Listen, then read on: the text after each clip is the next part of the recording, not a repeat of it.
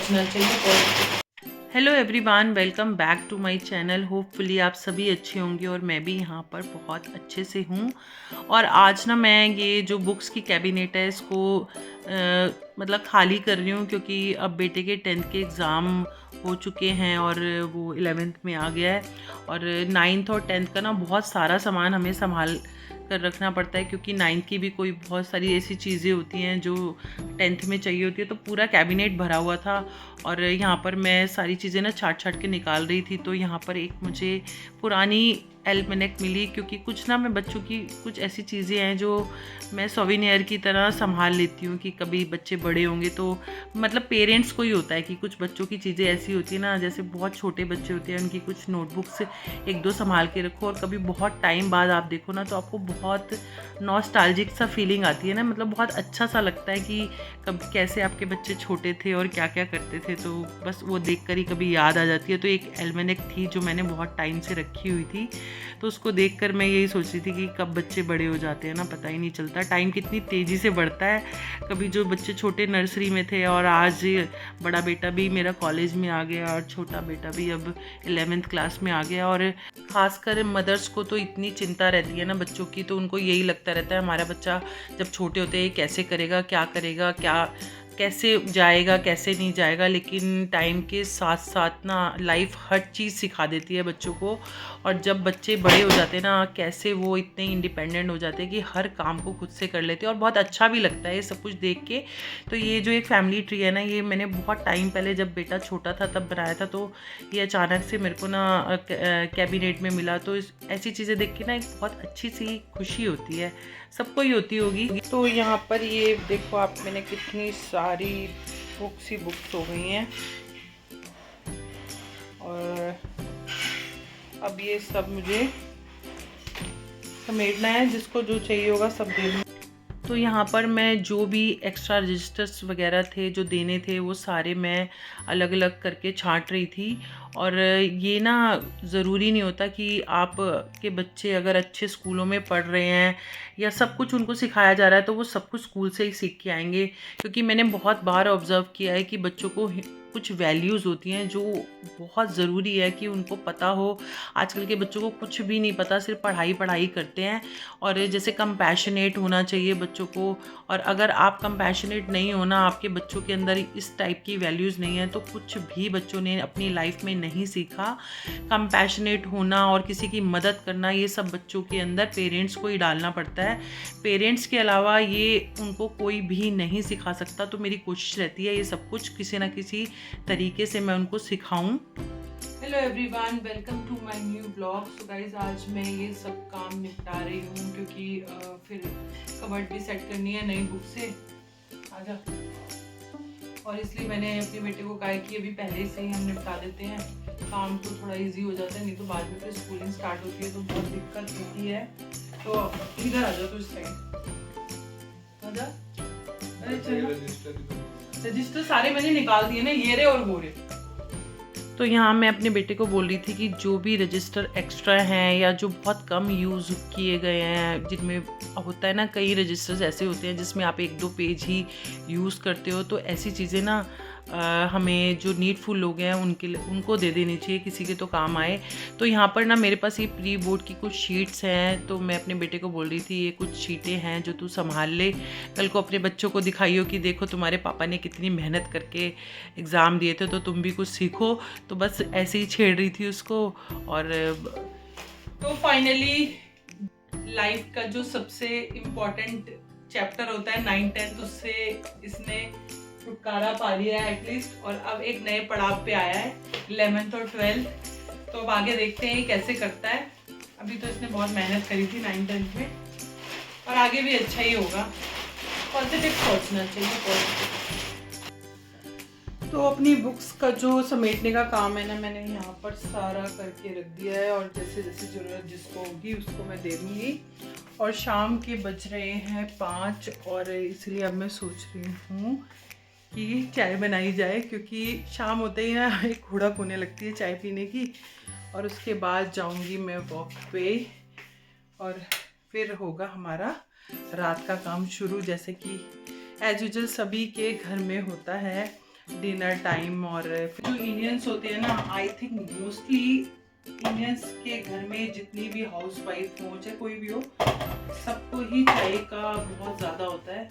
बहुत कम लोग हैं जो शाम को चाय नहीं पीते हैं, और जब तक चाय पियो नहीं ना तो जैसे एनर्जी ड्रेन सी हो जाती है ना, ऐसे लगता है। तो अब सबसे पहले पी जाएगी चाय। तो यहाँ पर मैं बना रही हूँ चाय, और चाय बस पीने के बाद मैं वॉक पे जाऊँगी, और फिर आने के बाद शाम का काम शुरू होगा।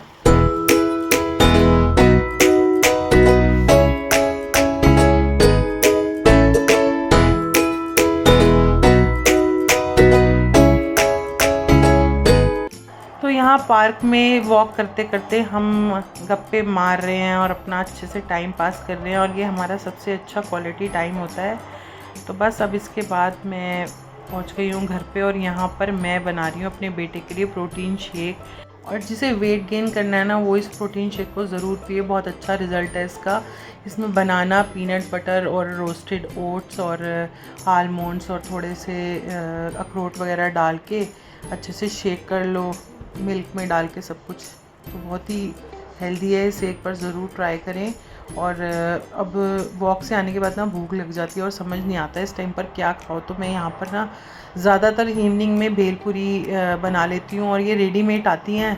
इसमें बस आप सब्जियाँ बहुत सारी ऐड कर दो और बस ये बन जाता है, और टेस्टी भी होता है और फिलिंग भी होता है। तो इस टाइप से ना ये एक बॉक्स में आता है, और इसके अंदर ना एक रेडीमेड ये चटनी है। अगर आप इसको खोलो तो अगर आपने बचा के रखनी है तो उसको फ्रिज में हमें स्टोर करके रखना चाहिए। और इसके बाद सबसे बड़ा जो काम है ना, वो है डिनर का, क्योंकि सबसे बड़ी सिरदर्दी होती है ये सोचना कि रात को डिनर में क्या बनेगा। और आई थिंक बनाने में जितना टाइम नहीं लगता ना, ये सोचने में टाइम जाता है कि क्या बनाएं। वैसे प्लानिंग करके भी रख सकते हैं। पहले मतलब थोड़ा टाइम पहले तो मैं 2-3 दिन की प्लानिंग कर लेती थी, तो वो थोड़ा इजी हो जाता है, सिर खपाई नहीं करनी पड़ती। बट चलो अब आज सोचते हैं क्या बनाते हैं।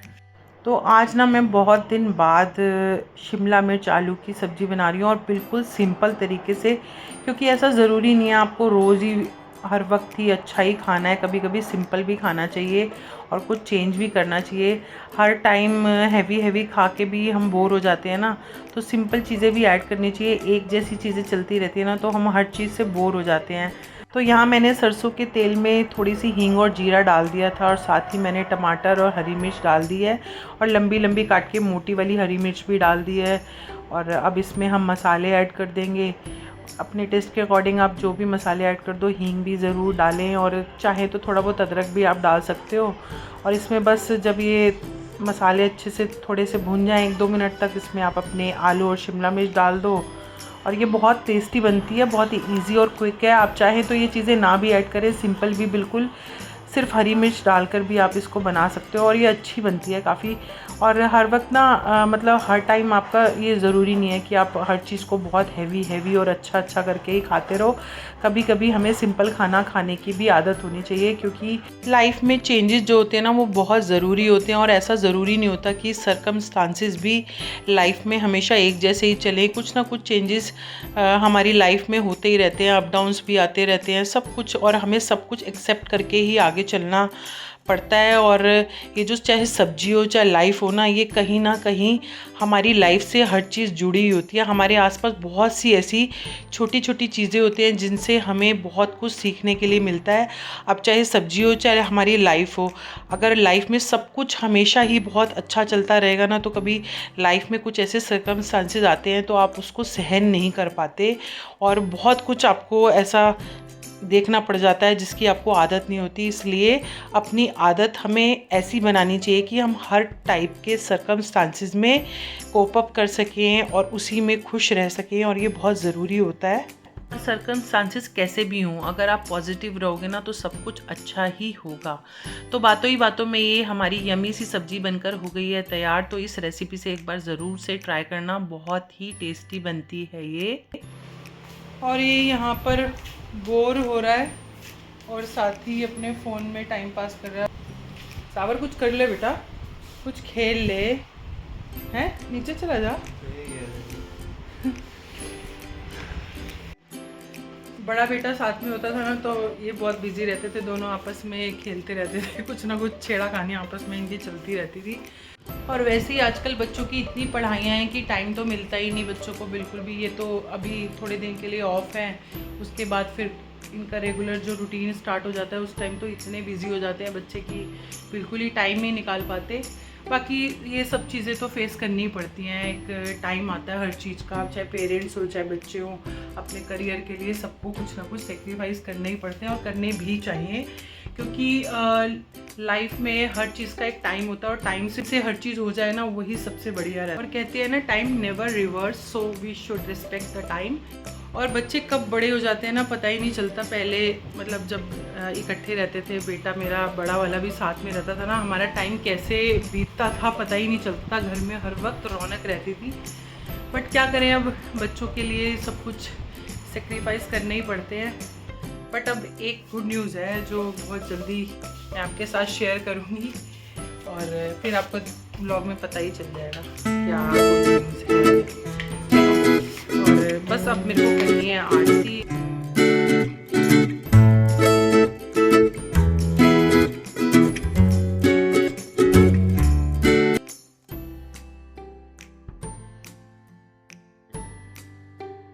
और यहाँ सभी कामों के साथ साथ मेरा बन रहा है डिनर, और ये डिनर भी बनकर हो गया है रेडी। और प्लीज़ जो भी मेरे चैनल पे न्यू व्यूअर्स हैं प्लीज़ जल्दी जल्दी से चैनल को सब्सक्राइब कर दीजिए, वीडियो को लाइक कर देना और कमेंट और शेयर भी ज़रूर से कर देना।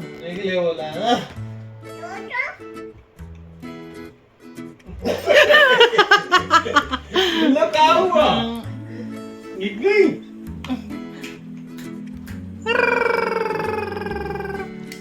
मुझे बाबू को दे दो, बैलून बाबू को।